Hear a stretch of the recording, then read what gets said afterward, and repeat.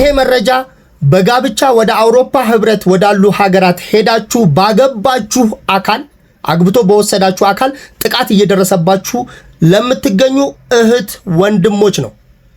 በአብዛኞቹ እህቶቼ ናችሁ። ወንድሞችም ያልኩት ወንድም ስለገጠመኝ ነው። ጥቃት የደረሰበት ወንድ በአግብታ በወሰደችው አካል ማለት ነው።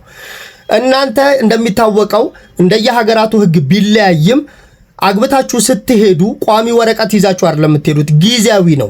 ከዛዛ ከደረሳችሁ በኋላ ያ ጋብቻ እንደሚጸና እንደየሀገሩ ይለያያል ህጉ፣ እንደሚጸና ማሳመን መቻል አለባችሁ። ስለዚህ ለምሳሌ በስዊድን ኬዝ ልንገራችሁና አንድ ሰው አግብቶ ሲሄድ የ2 ዓመት ሬዚደንስ ፐርሚት ተሰጥቶት ነው የሚሄደው። ስለዚህ እዛ ከደረሰ በኋላ ትዳሩ የቀጠለ መሆኑን 2 ዓመቱ ሲያልቅ ድጋሚ በመፈራረም ታሳውቃላችሁ። ይሄ ቋሚ ወረቀት እስከምታገኙ ድረስ ይቀጥላል። ያ ማለት ምን ማለት ነው? ያገባችሁ ሰው ካልፈረመላችሁ ወደ ሀገራችሁ ያስመልሷችኋል። ይሄንን ፍራቻ የተለያየ ጥቃት ሲደርስባችሁ ቤት ውስጥ ቁጭ ብላችሁ ያላችሁ ሴቶች፣ በተለይ ወንዶችም አላችሁ ብያለሁ። ፕሊስ በደንብ አዳምጡኝ። እናንተ አንዳንድ ሰዎች በዚህ ሂደት ወደ ጥገኝነትም ስትገቡ ያለሁኝ ይሄ ስህተት ነው። ጥገኝነት ጥቃት ስለደረሰባችሁ ጥገኝነት አያሰጣችሁም። ጥገኝነት የግድ የ1951 ኮንቬንሽንን ማሟላት ይጠበቅባችኋል።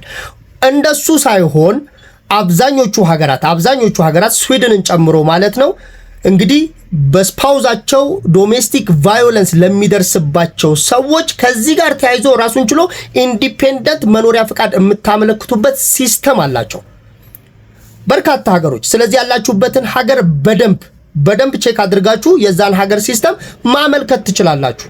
ዶሜስቲክ ቫዮለንስ በእርግጠኝነት የምነግራችሁ ያው ኖርዌይና ስዊድንን በደንብ ስለማቅ እነዚህ ሁለት ሀገራቱ ላይ አለ፣ ሌሎችም ሀገራት ላይ አለ። እንደ ፊንላንድ እንደ ስዊዘርላንድ ያሉ ሀገራት ላይም አለ። እናንተም ያላችሁበት ሀገራት ላይ ቼክ አድርጉ፣ ገብታችሁ ብራውዝ ማድረግ ትችላላችሁ። በዚህን ጊዜ ምንድነው የሚደረገው ነገር ምንድነው? ጥቃት እየደረሰባችሁ እንደሆነ በቂ ማስረጃ አሰባስቡ። ዌል ዶክመንትድ የሆነ ይሁን ማስረጃ ይፈልጋሉ። ጀስት ተነስታችሁ ጥቃት ደረሰብኝ ብቻ አይደለም። ያንን ማስረጃ አሰባስባችሁ በተለይ ደግሞ ካላችሁበት ሀገር ሶሻል ሰርቪስ ወረቀት ማጻፍ የምትችሉ ከሆነ ከፍርድ ቤት የሕክምና ማስረጃ፣ የፖሊስ ማስረጃ፣ የተለያዩ ዶክመንቶችን በጥቃታችሁ ዙሪያ ላይ አዘጋጅታችሁ ማቅረብ የምትችሉ ከሆነ ተቀባይነት ቻንሳችሁ ከፍ ይላል።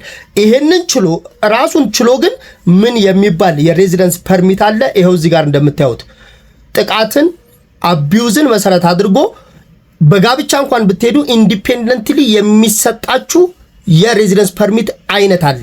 ስለዚህ ይሄንን መረጃ ባለማወቅ ጥቃት ያላችሁት ህግ ያለበት ሀገር ነው። ሴት ልጅ የምትከበርበት ኮንቲኔንት ላይ ነው ያላችሁት፣ በተለይ ሴት እህቶቼ። ስለዚህ ይሄንን መረጃ በደንብ ጉግል አድርጋችሁ በደንብ መረጃ ያዙ። ከቻላችሁ የህግ አማካሪ አማክሩ። ነገር ግን ቁጭ ብላችሁ ጥቃቱን ችላችሁ ቁጭ አትበሉ። ስለዚህ ዌል ዶክመንትድ ከሆናችሁ ትክክለኛ ጥቃት ከደረሰባችሁ በዚህ መንገድ መሄድ ትችላላችሁ።